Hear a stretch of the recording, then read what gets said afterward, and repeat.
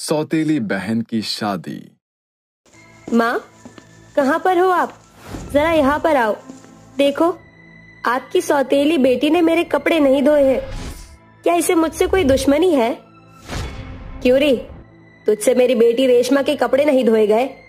क्या तेरे हाथ टूट जाते हैं या तेरे हाथ घिस जाते हैं? माँ, आप ऐसा क्यों सोचती हो? भला मैं रेशमा के कपड़े क्यों नहीं धोऊंगी? क्योंकि तू मुझसे जलती है। माँ मुझे प्यार करती है और तुझे नहीं। तू माँ की सौतेली बेटी है। रेशमा की बात सुनते ही रेखा नंदिनी के मुंह पर चाटा मारती है और कहती है, आज के बाद अगर तूने मेरी बेटी के कपड़े नहीं धोए तो मुझसे बुरा कोई नहीं होगा। रेखा अपनी बेटी रेशमा को वहां से ले जाती है, जिसके बाद बेचारी नंदिनी रोने लगती है। तभी उसके पिता लखन वहां पर आते हैं। अरे बेटी, अरे क्या हुआ? अरे रो काहे रही हो? कुछ नहीं पिताजी, कुछ नहीं। मैं सब जानता हूँ बेटी, तेरे मुंह पर छपा हुआ ये तमाचे का निशान मुझे सब कुछ बता रहा है। लखन की बात सुनते ही बेचारी नंदिनी और जोर से रोने लगती है और अपने पिता को गले से लगा लेती है। मैं आज तक उस घड़ी को बहुत कोसता हूँ जब मेरी रेखा से शादी हुई थी। मैं तो बस इतना चाहता था कि तुझे एक माँ का प्यार मिल जाए बेटा। नहीं पिताजी, आप ऐसा ना बोलिए। रेखा माँ मेरी माँ है और रेशमा मेरी बहन है। मैं उन्हें दिल से अपनी माँ और बहन मानती हूँ। लखन अपनी बेटी की बात सुनकर वहां से चला जाता है। ऐसे ही हर रोज नंदिनी के साथ उसकी सौतेली बहन रेशमा और उसकी सौतेली माँ रेखा उसके ऊपर बहुत अत्याचार करती थी। एक दिन ये सब देखकर लखन रेखा से कहता है, हमारी बेटियां बड़ी हो गई हैं, हमें उन दोनों के लिए अच्छा सा रिश्ता ढूंढना चाहिए। अजी, आप बिल्कुल सही कहते हो। हमारी बेटी रेशमा के लिए कोई अमीर घर का रिश्ता ढूंढना, ताकि हमारी बेटी को कभी भी परेशानी न उठानी पड़े। हाँ, तुम चिंता मत करो, मैं रेशमा और नंदिनी दोनों के लिए ही अच्छे घर का रिश्ता ढूंढूंगा। नंदिनी का नाम सुनते ही रेखा मुंह बना लेती है, जिसके बाद वो वहां से उठकर चली जाती है। वहीं दूसरी तरफ लखन अभी दोनों बेटियों के लिए रिश्ता ढूंढता है और दोनों को ही अच्छे घर से रिश्ता आता है। जिसके बाद रेखा अपनी बेटी रेशमा को शादी की शॉपिंग करवाने लगती है। अरे बेटी, तू चिंता मत कर, मैं तुझे ऐसे कपड़े दिलवाऊंगी कि सब लोग तुझे देखते ही रह जाएंगे। कुछ ही दिनों में रेशमा और नंदिनी की शादी की रस्में शुरू हो जाती हैं। पहली रस्म हल्दी की होती है, जिसके चलते रेशमा अपने मन ही मन में सोचती है, पिताजी ने सारी रस्में मेरी और इसकी बराबर ही रखी है, लेकिन मैं ऐसा होने नहीं दूंगी। मेरे होते हुए इसकी कोई भी रस्म अच्छे से नहीं हो सकती। रेशमा हल्दी की रस्म होने से पहले चुपके से नंदिनी के हल्दी के अंदर खूब सारा कीचड़ भर देती है। जैसे ही रेशमा और नंदिनी की हल्दी की रस्म शुरू होती है, रेशमा को सभी लोग हल्दी लगाते हैं। अरे मेरी बेटी को ऐसे हल्दी लगाना जैसे उसका रंग खिल उठे। जैसे ही नंदिनी की बारी आती है, उसके हल्दी में कीचड़ होती है। जब वो हल्दी का स्पर्श करती है तो उसे हल्दी के अंदर कीचड़ का स्पर्श महसूस होता है। अरे ये क्या? ये हल्दी नहीं, ये तो कीचड़ है। ये सब देखते ही सभी औरतें हैरान रह जाती हैं। यहाँ तक ये बात किसी को भी नहीं पता होती है, ये सब रेशमा का किया धरा है। तभी रेखा कहती है, हे भगवान, ये क्या? ये तो अपशगुन हो गया। शादी की पहली रस्म के अंदर ही कीचड़ है। भगवान, तौबा तौबा, मुझे तो पहले से ही पता था कि ये मनहूस है। अपनी सौतेली माँ की ऐसी बातें सुनकर बेचारी नंदिनी रोने लगती है। रोते हुए अपने कमरे में चली जाती है और अपनी माँ को याद करने लगती है। आज अगर मेरी माँ मेरे साथ होती तो मेरे साथ ऐसा कभी नहीं होता। काश माँ मेरे पास ही होती। नंदिनी रोने लगती है। तभी उसके पिता लखन हल्दी लेकर उसके पास आते हैं और कहते हैं, मेरी गुड़िया रानी, तू क्यों रो रही है बेटा? ये देख, मैं तेरे लिए हल्दी लेकर आया हूँ। आज तेरी हल्दी की रस्म है और तुझे अभी तक तो हल्दी भी नहीं चढ़ी बेटा। लखन अपनी बेटी को हल्दी लगाता है, जिसके बाद वो अपनी बेटी से कहता है, बेटी चिंता मत कर, एक दिन सब कुछ ठीक हो जाएगा। नंदिनी अपने पिता को गले से लगा लेती है। ऐसे ही अगली रस्म मेहंदी की होती है। मेहंदी की रस्म से पहले रेशमा के मन में ख्याल आता है, अरे आज तो हमारी मेहंदी की रस्म है और मेरे होते हुए इस नंदिनी की मेहंदी की रस्म अच्छे से कैसे हो सकती है? मैं इसकी मेहंदी की रस्म को भी बिगाड़ दूंगी। ऐसा सोचकर रेशमा मेहंदी के अंदर एलर्जी वाला पाउडर मिक्स कर देती है। जैसे ही रेशमा और नंदिनी मेहंदी लगाना शुरू करती हैं, नंदिनी के हाथ पर मेहंदी से बुरी तरह से खुजली मचने लगती है। अरे ये क्या? मुझे तो बहुत जोरों से खुजली मच रही है। खुजली के चलते उसके हाथ लाल पड़ जाते हैं और वो मेहंदी भी धो देती है, जिसके बाद उसकी मेहंदी की रस्म भी पूरी तरीके से नहीं हो पाती। वहीं दूसरी तरफ रेशमा अपने हाथों पर मेहंदी लगाते हुए अपने मन ही मन में बहुत खुश होती है। कितना मजा आया है इसकी हल्दी और मेहंदी की रस्म खराब करके। अब तो मुझे शादी वाले दिन का इंतजार है। रेशमा शादी वाले दिन का इंतजार करने लगती है। जैसे ही शादी वाला दिन आता है, रेशमा लहंगा आने का इंतजार करती है। आज हमारी शादी है और शादी में लहंगा पहनना तो बहुत जरूरी है। जैसे ही लहंगा आएगा मैं नंदिनी का लहंगा खराब कर दूंगी। उसके बाद वो बिना लहंगे के शादी भी नहीं कर पाएगी और बेचारी इस घर में नौकरानी बनकर रह जाएगी। लखन लहंगे लाकर एक कमरे में रख देता है। रेशमा चुपके से वहां जाती है और उनमें से एक लहंगा निकालकर उसे कैंची से काट देती है। अरे अब जल्दी से अपने कमरे में पहुंच जाती हूँ, नहीं तो कोई मुझे देख लेगा। रेशमा अपने कमरे में चली जाती है, जिसके बाद रेशमा और नंदिनी दोनों को लहंगे और उसके साथ की ज्वेलरी उनके कमरे में भिजवाई जाती है। ये ले रेशमा बेटी, जल्दी से लहंगा पहनकर तैयार हो जाओ, बारात आने ही वाली है। ऐसा कहकर रेखा वहां से चली जाती है। जैसे ही रेशमा अपना लहंगा उठाती है, अपना लहंगा देखकर हैरान रह जाती है। हे भगवान, ये मैंने क्या कर दिया? मैंने तो जल्दबाजी में अपना ही लहंगा काट दिया। मेरा लहंगा तो बर्बाद हो गया। अब मैं शादी कैसे करूंगी? रेशमा अपने कमरे में जाकर रोने लगती है। कुछ ही देर बाद नंदिनी तैयार होकर रेशमा के पास आती है। अरे रेशमा, तुम अभी तक तैयार नहीं हुई? बारात आने ही वाली है। क्या हुआ तुम्हें? तुम रो क्यों रही हो? मुझसे बहुत बड़ी गलती हो गई। तुम्हारा लहंगा समझकर मैंने अपना ही लहंगा काट दिया। अब मैं अपनी शादी में क्या पहनूंगी? अच्छा ऐसी बात है, कोई बात नहीं, एक काम करो, तुम मेरा लहंगा पहन लो। नंदिनी अपना लहंगा उतार कर रेशमा को दे देती है। ये क्या? तुम ये जानने के बाद भी कि मैंने तुम्हारा लहंगा खराब किया है, तुमने अपना लहंगा उतार कर मुझे दे दिया। कोई बात नहीं, गलती तो हम इंसान से ही हो जाती है ना। और वैसे भी तुम मेरी बहन हो। रेशमा को अपनी गलती का एहसास होता है और वो नंदिनी को गले से लगा लेती है। मुझे माफ कर दो, मुझसे बहुत बड़ी गलती हो गई। मैंने तुम्हारे साथ इतना बुरा बर्ताव किया, लेकिन तुमने अपना ही लहंगा मुझे दे दिया। आज के बाद मैं तुम्हारे साथ ऐसा कभी नहीं करूंगी। अपनी बेटी की ये सभी सच्चाई रेखा भी सुन लेती है, जिसके बाद उसे भी अपनी गलती का पछतावा होता है और वो नंदिनी को गले से लगाकर कहती है, बेटी मुझे माफ कर दे। मैंने हमेशा से तुझसे नफरत की, लेकिन तुमने हमेशा मुझे अपनी माँ का दर्जा दिया, जबकि मैं तो इस लायक भी नहीं थी। हो सके तो मुझे माफ कर देना।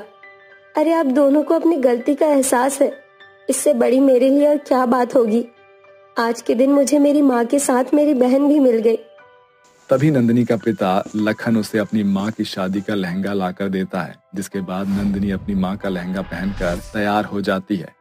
कुछ ही देर में नंदिनी और रेशमा की शादी हो जाती है और अब वो खुशी खुशी अपने अपने घर चली जाती हैं। उस दिन के बाद से नंदिनी अपने परिवार के साथ खुशी खुशी रहने लगती है।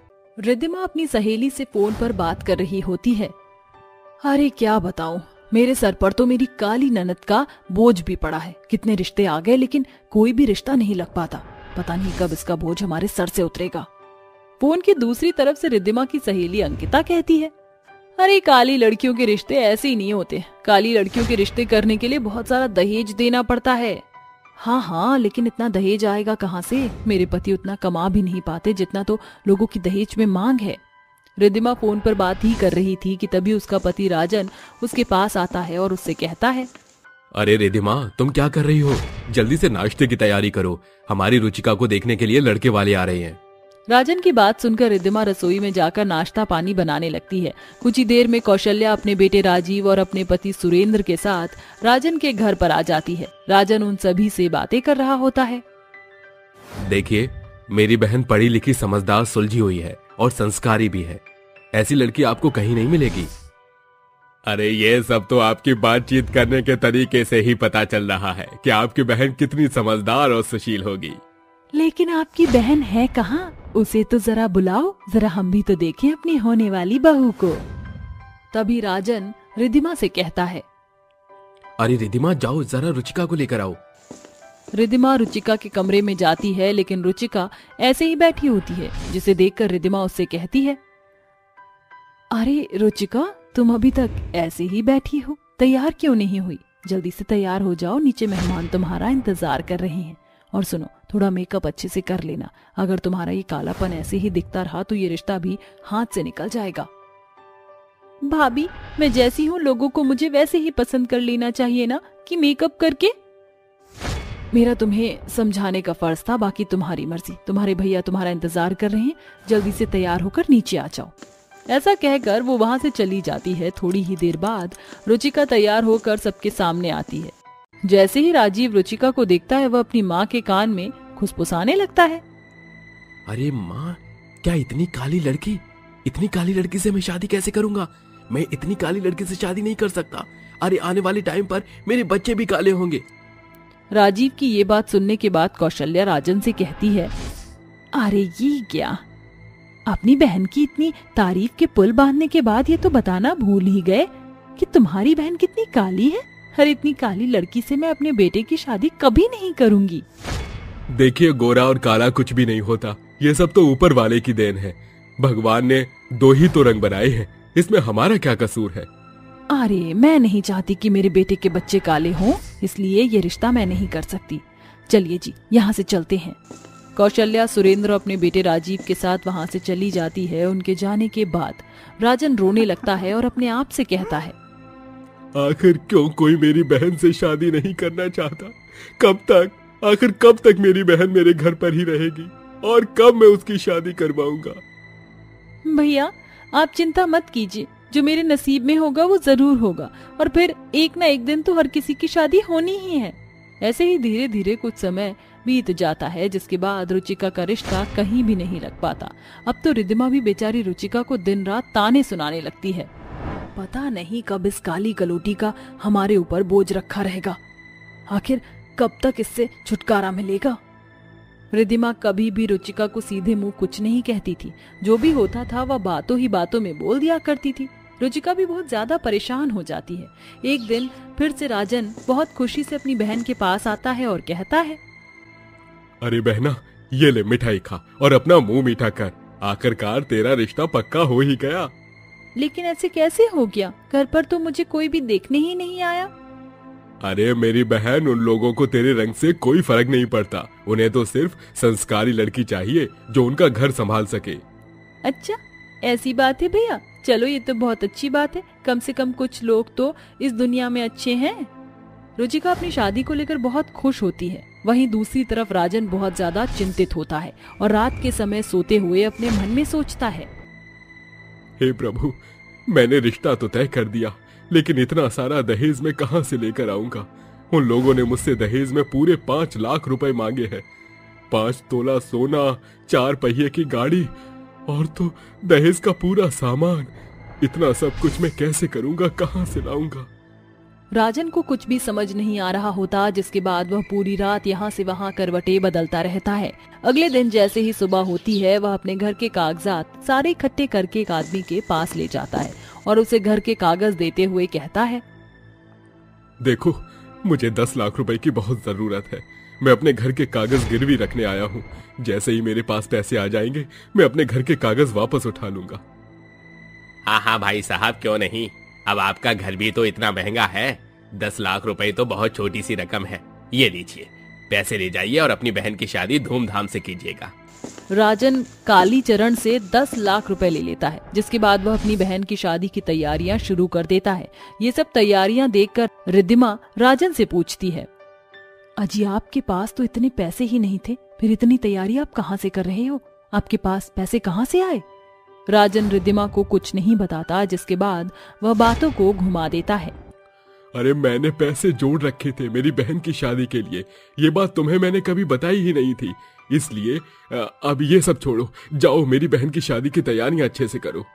राजन और रिद्धिमा शादी की तैयारी में लग जाते हैं, जिसके बाद वह दिन भी आ जाता है जिस दिन रुचिका की शादी मयंक नाम के लड़के से होने वाली होती है। शादी से पहले राजन मयंक के पिता गजोधर को एक कमरे में बुलाता है और उन्हें 5 लाख रुपए देते हुए कहता है, ये लीजिए, दहेज का 5 लाख रुपया कैश, 5 तोला सोना, 4 पहिया की गाड़ी और दहेज का सारा सामान। ये रहा, जैसा कि आपने कहा था, मैंने उतना ही दहेज और उतने ही पैसे आपको दिए हैं। आप देख लीजिए, कुछ ऊंच नीच हुई तो मुझे माफ कर दीजिएगा। बस आज के बाद मेरी बहन को अपने घर में खुशी से रखना। अरे हाँ हाँ, क्यों नहीं। अरे मेरा बेटा इतना पढ़ा लिखा है, विदेश से पढ़कर आया है, अब इतना दहेज तो लेना मेरा हक है। और ऊपर से तुम्हारी बहन काली भी है, उसका कहीं रिश्ता भी तो नहीं हो रहा। तुम चिंता मत करो, मेरे घर में तुम्हारी बहन बिल्कुल खुश रहेगी। गजोधर का बेटा मयंक ये सब दरवाजे पर खड़ा होकर देख लेता है, जिसके बाद मयंक कमरे के अंदर आता है और कहता है, ये क्या पिताजी, आपने मेरी शादी का सौदा किया है? अरे मैं बाहर से पढ़कर आया हूँ, तो इसका मतलब क्या है कि आप लड़की वालों से इतना दहेज लोगे? आप ये सारा पैसा अभी के अभी राजन जी को वापस लौटाओ, नहीं तो ये शादी मैं नहीं करूंगा।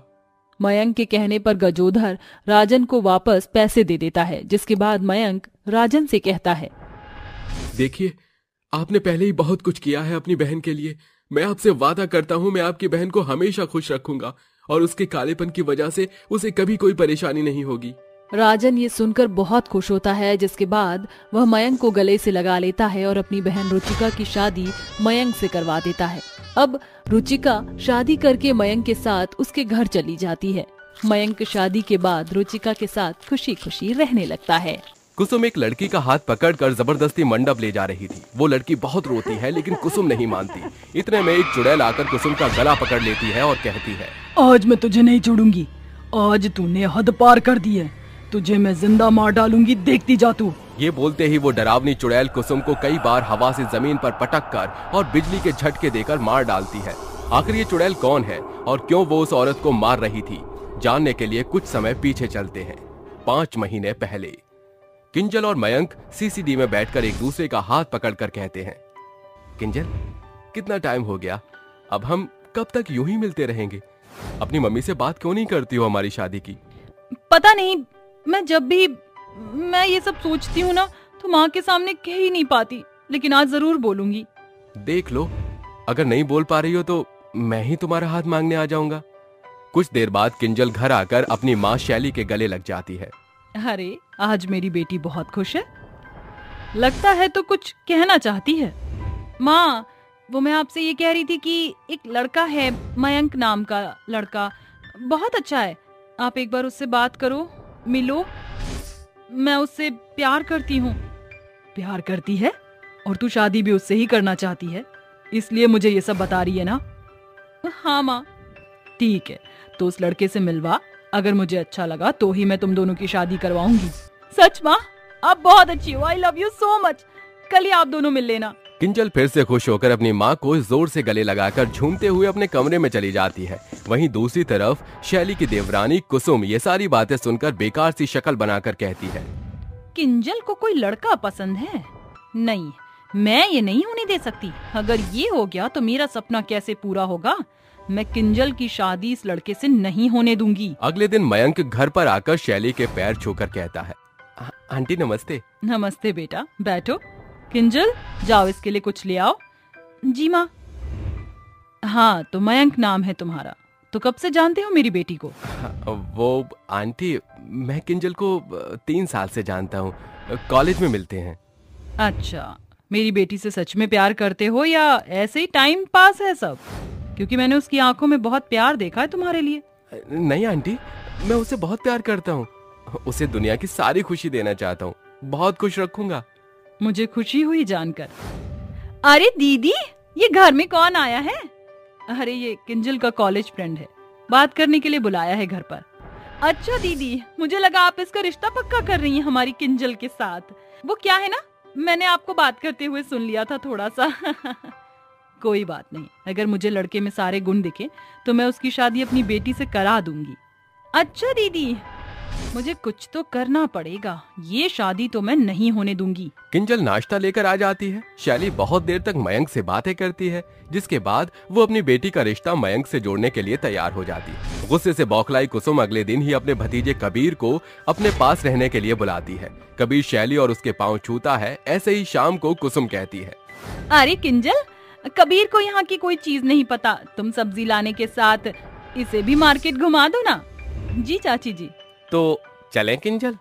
जहाँ एक तरफ कुसुम कबीर को किंजल के साथ बातें करने के लिए मार्केट भेजती है, तो कबीर उससे बात करके उसे टच करने की कोशिश करता है, जो कि किंजल को बिल्कुल पसंद नहीं आता। वहीं जब दोनों बुआ भतीजे कमरे में बात कर रहे थे।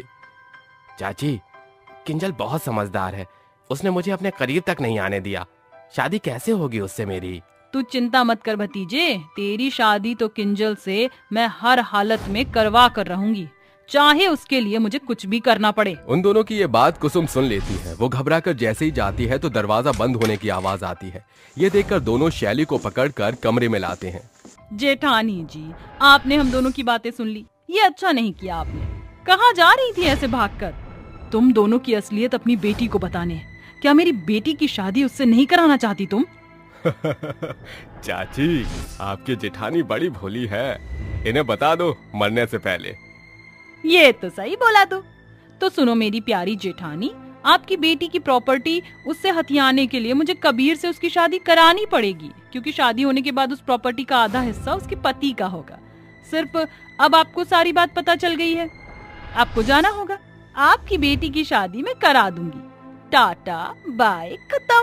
ये बोलते ही कुसुम और कबीर शैली को जान से मार डालते हैं। किंजल इन सब चीजों से अनजान थी। उसके बाद शैली चुड़ैल बन जाती है और कहती है, मैं तुम दोनों को छोड़ूंगी नहीं, मुझे अपनी बेटी को इन लोगों से बचाना होगा। किंजल को अपनी माँ की जान का सदमा लगता है। इसी बीच कुसुम अपने असली रूप में आकर किंजल को टॉर्चर करने लगती है। उसे मयंक से मिलने नहीं देती। मयंक घर पर आता तो उसे कबीर पीट दिया करता था, फिर उसे किडनैप करवा दिया। धीरे धीरे 5 महीने हो जाते हैं। शैली भी लाचार होकर अपनी बेटी की मदद नहीं कर पाती। एक दिन कुसुम कहती है, बस बहुत हो गया, अब मुझसे प्रॉपर्टी का इंतजार नहीं होता। अब उस नकचड़ी किंजल की शादी तुझसे करा ही देती हूँ। हाँ बुआ, करा दो, मैं भी कब तक कुंवारा रहूं। अगले दिन ही दोनों उसकी शादी का मंडप सजा देते हैं और कुसुम उस पर लहंगा फेंक कर कहती है, ए किंजल, जल्दी से ये लहंगा पहनकर तैयार हो जा। अगर नहीं हुई तो मुझसे बुरा कोई नहीं होगा, आपसे बुरा कोई हो भी नहीं सकता। मेरी माँ को मार डाला ना आपने, नहीं करूंगी मैं कबीर से शादी। ओह, तो तुझे सब पता चल गया? शादी तो तेरी मैं आज ही करा कर रहूंगी। नहीं नहीं नहीं करूंगी शादी।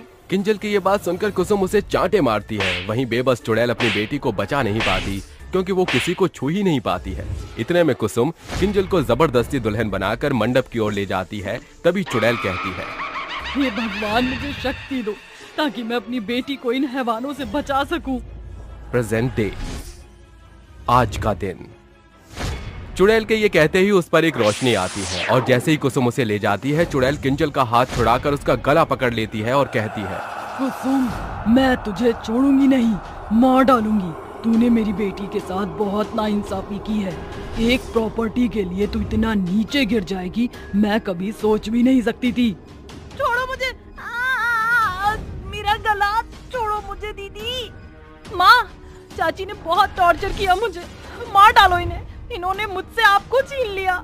हाँ किंजल, देख इन दोनों का मैं क्या हश्र करती हूँ। ये बोलते ही चुड़ैल उसे हवा में पटक पटक कर अधमरा करती है। बिजली के झटके दे देकर उसे मार डालती है। तभी कबीर कहता है, चुड़ैल, ये तूने मेरी बुआ के साथ क्या किया?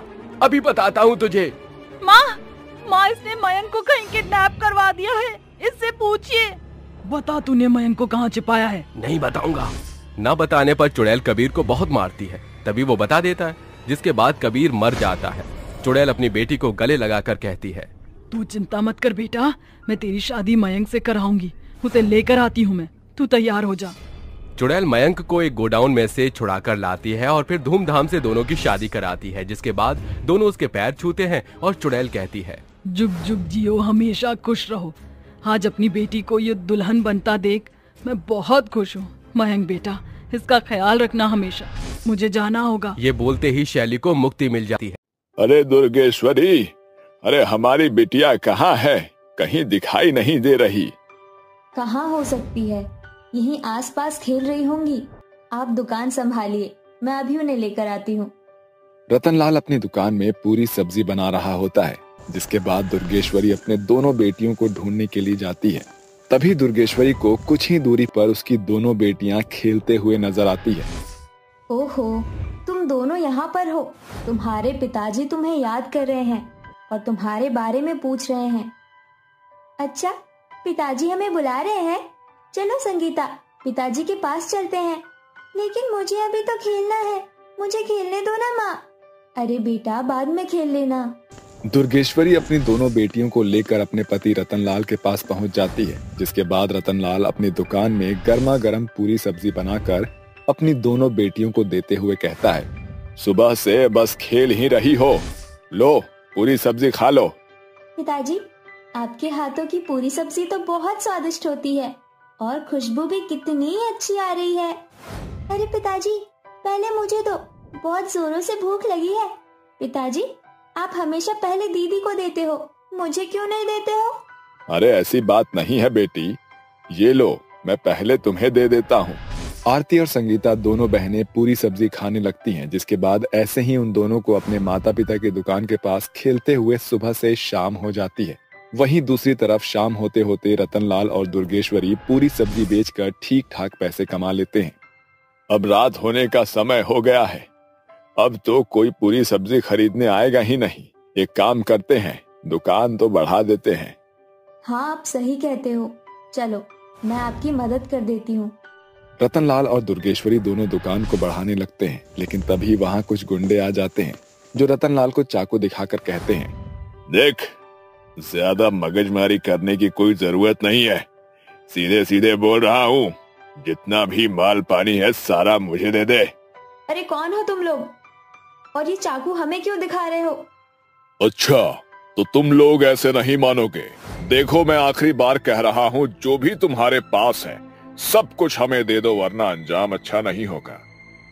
अगर हिम्मत है तो आगे बढ़कर दिखाओ। आज तुम्हारी खटिया खड़ी नहीं कर दी तो मेरा नाम भी रतनलाल नहीं। रतनलाल अपनी दुकान बचाने के लिए उन गुंडों से लड़ने लगता है, लेकिन वो गुंडे रतनलाल के ऊपर हावी हो जाते हैं, जिसके बाद वो चाकू से रतनलाल के साथ साथ दुर्गेश्वरी को भी मार देते हैं। उन्हें मारकर वो वहाँ से भाग जाते हैं। अपने माता पिता को मरते हुए देख संगीता और आरती रोने लगती है। माँ, पिताजी उठो ना, क्या हुआ आपको? आप उठ क्यों नहीं रहे हो? आपका खून क्यों निकल रहा है? दीदी, माँ और पिताजी उठ क्यों नहीं रहे हैं? वो सो क्यों रहे हैं? आज माँ पिताजी घर पर नहीं जाएंगी क्या? मुझे जोरों से भूख लगी है। कुछ ही देर में वहाँ पर गांव के लोगों की भीड़ इकट्ठा हो जाती है, जिसके बाद गांव के सभी लोग मिलकर रतनलाल और दुर्गेश्वरी का अंतिम संस्कार करवा देते हैं। उस दिन के बाद से आरती और संगीता दोनों बहनें अकेली रह जाती हैं। अब उनके पास केवल उनके माता पिता की पूरी सब्जी की दुकान ही थी। एक दिन आरती को सपने में उसकी माँ दिखाई देती है। माँ, आप हमें छोड़कर क्यों चली गई? आपके जाने के बाद हम बिल्कुल अकेले हो गए हैं। हमारे पास खाना भी नहीं है और हमें पूरी सब्जी बनानी नहीं आती। बेटा, तुम चिंता मत करो, मैं यहाँ तुम्हारे लिए आई हूँ। हम नहीं है तो क्या हुआ, हमारा आशीर्वाद हमेशा तुम्हारे साथ रहेगा। ये देखो, मैं तुम्हारे लिए जादुई मसाला लेकर आई हूँ। जब तुम इसे पूरी सब्जी बनाने में डालोगी तो वो पूरी सब्जी अपने आप स्वादिष्ट बन जाएगी। लेकिन माँ, मैं पूरी सब्जी कैसे बनाऊंगी? मैंने तो कभी पूरी सब्जी बनाई ही नहीं। अरे बेटा, आजकल YouTube पर सब कुछ है, तुम YouTube पर देखकर पूरी सब्जी बनाना सीख लेना और अपनी छोटी बहन संगीता का अच्छे से ख्याल रखना। अगले दिन जैसे ही सवेरा होता है, आरती का सपना टूट जाता है और वो अपने हाथ में एक मसाले का डिब्बा देखती है। अरे ये तो वही मसाला है जो सपने में मेरी माँ ने मुझे दिया था। लगता है मेरे सपने में मेरी माँ हकीकत में मेरे पास आई थी। आरती अपनी छोटी बहन संगीता को लेकर अपने साथ अपने पिता की पूरी सब्जी की दुकान पर चली जाती है, जिसके बाद आरती वहां पर YouTube चलाकर पूरी सब्जी बनाना शुरू कर देती है। बनाते बनाते वो अपनी माँ का दिया हुआ मसाला पूरी सब्जी में डाल देती है। उसके मसाला डालते ही पूरी सब्जी अपने आप बहुत स्वादिष्ट बन जाते हैं। अरे अरे, ये क्या? अभी तो मैंने मसाला डाला ही था। ये पूरी सब्जी तो अपने आप तैयार हो गई और इसकी खुशबू कितनी अच्छी आ रही है। यकीन ही नहीं होता कि मैंने YouTube पर से ये देखकर बनाई है। पूरी सब्जी की खुशबू पूरे गांव में एक चिंगारी की तरह फैल जाती है, जिसके बाद उस खुशबू के पीछे लोग खींचे चले आते हैं। अरे वाह, अरे वाह, अरे वाह, क्या खुशबू आ रही है। इस खुशबू से तो मेरा दिल ललचा रहा है। क्या ये खुशबू तुम्हारी पूरी सब्जी में से आ रही है? हाँ हाँ, ये पूरी सब्जी में से आ रही है। क्या तुम पूरी सब्जी खाना चाहोगी? अरे नेकी और पूछ पूछ, इसमें पूछने की क्या बात है, मैं तो जरूर खाऊंगी। जरा मेरे लिए 2 प्लेट तो लगाना। आरती आनंदा के लिए 2 प्लेट लगा देती है। जिसके बाद आनंदा 2 प्लेट पूरी सब्जी खाती है, जिसके बाद वो आरती को पैसे देकर वहां से चली जाती है। उसके जाते ही गांव के कई सारे लोग पूरी सब्जी खाने के लिए उनके दुकान पर पहुंच जाते हैं। अरे वाह दीदी, देखो तो जरा, आपके हाथों की पूरी सब्जी खाने के लिए पूरा गांव उठा चला आया है। इतने सारे लोगों को देखकर आरती थोड़ा घबराने लगती है, जिसके बाद वो अपनी आंखें बंद कर लेती है। आंखें बंद करते ही उसकी माँ की याद आती है। अरे मेरी बच्ची, घबराने की कोई बात नहीं है, एक एक करके सबको पूरी सब्जी बेचते जाओ। आरती अपनी आंखें खोलती है, उसकी माँ फौरन गायब हो जाती है, जिसके बाद वो एक एक करके सभी को पूरी सब्जी बेचने लगती है। वो सभी को पूरी सब्जी बेचती है तो दूसरी तरफ संगीता छोटी बहन होने के बावजूद भी अपनी बहन की मदद करवाने के लिए सबसे पैसे इकट्ठा करने लगती है। देखते देखते सुबह से शाम तक संगीता और आरती दोनों बहनें गांव वालों से ढेर सारा पैसा कमा लेते हैं। आखिर में संगीता को बहुत तेज भूख लगती है और वो अपनी बहन आरती से कहती है, अरे दीदी, मुझे बहुत जोरों से भूख लगी है, मुझे भी पूरी सब्जी दे दो खाने के लिए। आरती संगीता को पूरी सब्जी देने वाली होती है, लेकिन पूरी सब्जी तो पहले ही खत्म हो गई होती है। ओहो, पूरी सब्जी तो सब खत्म हो गई, लेकिन तुम चिंता मत करो, मैं तुम्हारे लिए पूरी सब्जी दोबारा से बना सकती हूँ। आरती अपनी बहन के लिए पूरी सब्जी दोबारा बनाना शुरू करती है, जिसके बाद पूरी सब्जी बनाकर वो अपनी बहन संगीता को पूरी सब्जी खिलाती है और खुद भी खाती है। अरे वाह दीदी, आपने तो बहुत स्वादिष्ट पूरी सब्जी बनाई है। मुझे भी अपने हाथों पर यकीन नहीं हो रहा है कि मैं इतनी अच्छी पूरी सब्जी बना सकती हूँ। दोनों बहनें पेट भरकर पूरी सब्जी खाती हैं। उस दिन के बाद से उन दोनों का काम अच्छा खासा चलने लगता है और एक दिन अचानक से आरती अपने आप से कहती है, माँ ने मुझे ये मसाला मेरी जरूरत के लिए दिया था। जादुई पूरी सब्जी बनाना तो मेरे जादुई हाथों का कमाल है। आज से मैं इस मसाले को कभी इस्तेमाल नहीं करूँगी और इस मसाले को अपने पास अपनी माँ की आखिरी निशानी के तौर पर रखूंगी। उस दिन से आरती पूरी सब्जी में जादुई मसाला डालना बंद कर देती है, जिसके बाद आरती अपने हाथों से बनी हुई पूरी सब्जी लोगों को बेचती है और अपनी बहन संगीता के साथ खुशी खुशी रहने लगती है। दामाद जी, मुझे अपनी बेटी से कुछ बात करनी है। जी माँ जी। सौरभ चला जाता है तो हितिका अपनी बेटी सलोनी से अपने असली रूप में आकर कहती है, बेटा तू कभी भी उस गुफा की ओर मत जाना। अगर तुझे मेरी याद आए तो मैं तेरे पास खुद आ जाया करूंगी। ठीक है माँ, पर आपने अपना असली रूप क्यों छुपाया है उनसे? सलोनी, इस रूप में दामाद जी तो क्या, मैं किसी के सामने नहीं आ सकती तेरी माँ बनकर, वरना लोग तुझे स्वीकार नहीं करेंगे।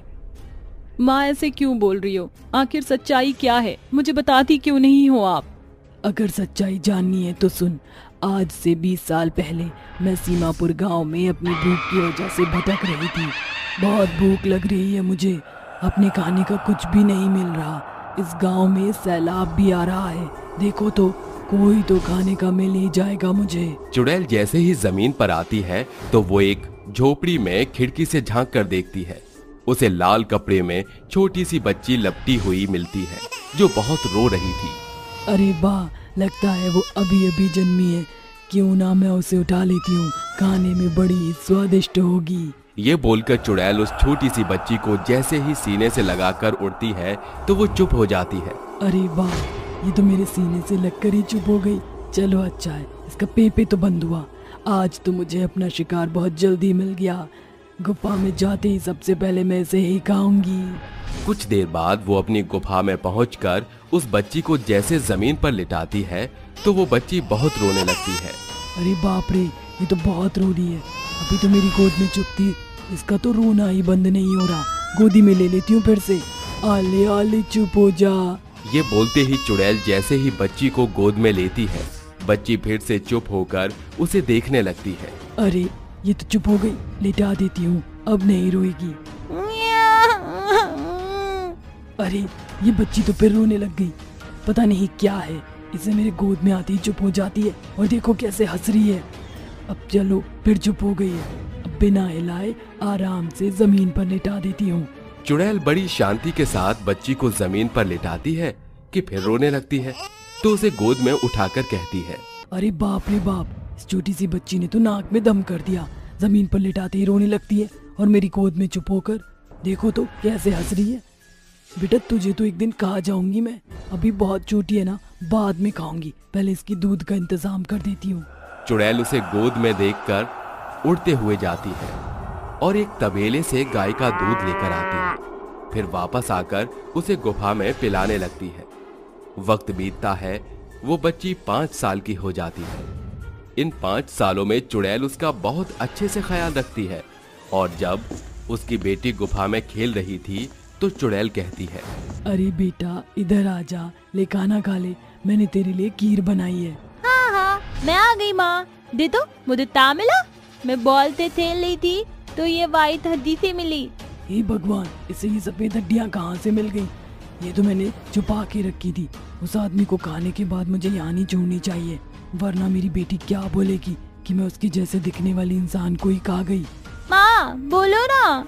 अरे सलोनी बेटा, कोई जानवर आकर गुफा में हड्डी छोड़ गया होगा, तुम खाना खाओ, मैं इसे साफ कर देती हूँ। आज मैं अपनी बेटी से इतना प्यार करती हूँ कि उसे इन सब चीजों को बताने से भी कतराती हूँ, इसलिए मैंने इसे खाया भी नहीं। मैं ऐसे ही हमेशा इसका ख्याल रखूंगी। माँ दाओ, मैं खाना खा ली हूँ। आई बेटा। चुड़ैल जल्दी से साफ करके अपनी बेटी के पास जाती है और उसे अपने हाथ से खिलाती है। तो शाम को वो उसे खुद पढ़ाती भी है। वक्त बीतता है, अब सलोनी 20 साल की एक सुंदर लड़की थी। चुड़ैल खाना बना ही रही थी कि सलोनी आकर उसे गालों पर पुच्ची करते हुए कहती है, चलो चलो हटो माँ, आज खाना मैं बनाऊंगी। तू पागल हो गई है क्या? क्या करती है? पागल सी बड़ी हो गई है। आप कब तक काम करोगी? मेरे बचपन से आपने ही तो काम किया और आपने मुझे खाना बनाना सिखाया था, भूल गए?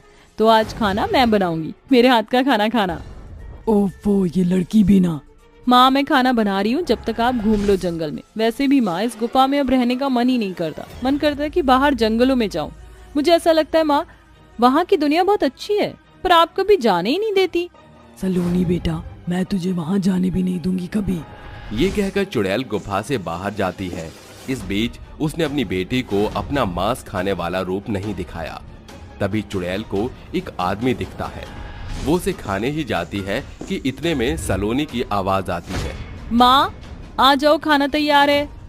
नहीं नहीं, ये मैं क्या करने जा रही थी। माना कि वो सब खाकर पेट नहीं भरता, पर अब मुझे ये सब छोड़ना ही होगा, अपनी बेटी के लिए छोड़ना ही होगा। ये बोलकर चुड़ैल अपनी बेटी के पास जाती है और वो खाना उसके सामने रख कर अपने हाथ से चुड़ैल को खिलाती है। तभी उसकी आंखों में आंसू आ जाते हैं। अरे माँ, आप इतना रो क्यों रही हो? खाने में बहुत मिर्ची डाल दी क्या मैंने? नहीं नहीं बेटा, ऐसा कुछ नहीं है। वो क्या है ना, तू पहले वो छोटी सी थी तो मैं तुझे अपने हाथ से खिलाया करती थी, और अब तू इतनी बड़ी हो गई है कि मुझे अपने हाथ से खिला रही है। सच में वक्त का पता ही नहीं चलता। ओहो मेरी प्यारी माँ, ऐसे तो सबके बच्चे बड़े होते, तो मैं भी होंगी ना माँ। चलो चुप हो जाओ। हाँ बेटा। अगले दिन सलोनी गुफा से बाहर निकलकर जंगल में सुंदर फूलों को तोड़ रही थी कि तभी 2-3 चुड़ैलें उस लड़की को देखकर कहती हैं, ये ताजा गोश्त कैसे घूम रहा है? इसे अभी तक खाया क्यों नहीं किसी ने? वही तो, इस जंगल में इतनी चुड़ैल है कि अब तक इसे कच्चा चबाकर कोई खा ही गया होता, और सबसे पास तो वो हितिका चुड़ैल रहती है, बच कैसे गई? अरे अब हम इसे अपना शिकार बनाते हैं, चलो। खा जाओ इस लड़की को, पकड़ो। तीनों चुड़ैल उड़ते हुए सलोनी के पास आती ही है कि सलोनी उसे देखकर घबराकर गिर जाती है। गिरते ही उसके सिर पर चोट लग जाती है और जैसे तैसे वो भागकर अपनी माँ की गुफा में आ जाती है। तभी चुड़ैल कहती है, अरे बेटा, तेरे सर पर चोट कैसे लगी? किसने किया ये? माँ वो 3 आपके जैसी आंटी हवा में उड़ रही थी और मेरी तरफ आ रही थी। क्या? हे भगवान, अब मैं क्या करूं? आज तक मैंने इसे छुपा कर रखा है, कहीं उन चुड़ैलों को इसका पता चल गया तो वो खा जाएंगी।